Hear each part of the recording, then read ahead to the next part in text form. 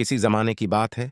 एक अजीम सल्तनत थी जिस पर एक ताकतवर मगर कुदरे मगरूर बादशाह हुकूमत करता था। इस बादशाह को अपनी ताकत, दौलत और फौज पर बेहद नाज था। उसे लगता था कि उसकी सल्तनत में जो कुछ भी होता है वही सच है और उसकी राय के खिलाफ कोई आवाज नहीं उठा सकता। उसी सल्तनत में एक नौजवान इनकचौर एनकर रहता था जो शाही दरबार में खबरें सुनाया करता था। वो निहायत ईमानदार, बहादुर और सच बोलने वाला इंसान था। लोग उसकी बातों पर यकीन करते थे क्योंकि वो न डरता था और न ही सच को छिपाता था। एक दिन इनकचूर ने दरबार में खबर सनाई के सल्तनत के कुछ इलाकों में लोग भूख और जुल्म का शिकार हैं और हुकूमती अहलकार अवाम पर ज्यादतियां कर रहे हैं।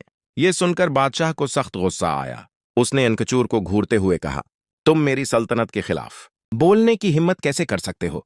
क्या तुम्हें अपनी जान अजीज नहीं? इनकचूर ने नहायत सुकून से जवाब दिया, जहां पुनः मेरा काम सिर्फ सच बोलना है। अगर सच बोलना जुर्म है तो मैं ये जुर्म खुशी से कबूल करता हूं। दरबार में खामोशी छा गई।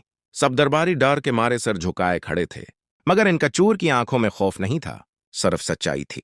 बादशाह ने हुक्म दिया कि इनकचूर को कैद कर दिया जाए, लेकिन इस रात बादशाह को नींद न आ सकी।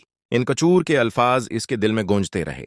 पहली बार बादशाह ने सोचा कि शायद वो वाकई अपनी राया से दूर हो चुका है।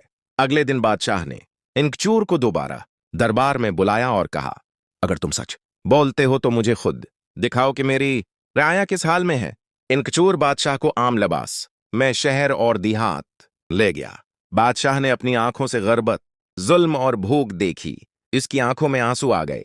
बादशाह ने इनकचूर से कहा, तुमने मेरी आंखें खोल दी हैं। आज से तुम सिर्फ इनकचौर नहीं, मेरे जमीर की आवाज हो। इस दिन के बाद बादशाह ने अपनी हुकूमत बदल दी, जालिम अफसरों को सजा दी और अवाम की खदमत को अपना मकसद बना लिया। इनकचूर सच बोलता रहा और बादशाह सच सुनता रहा।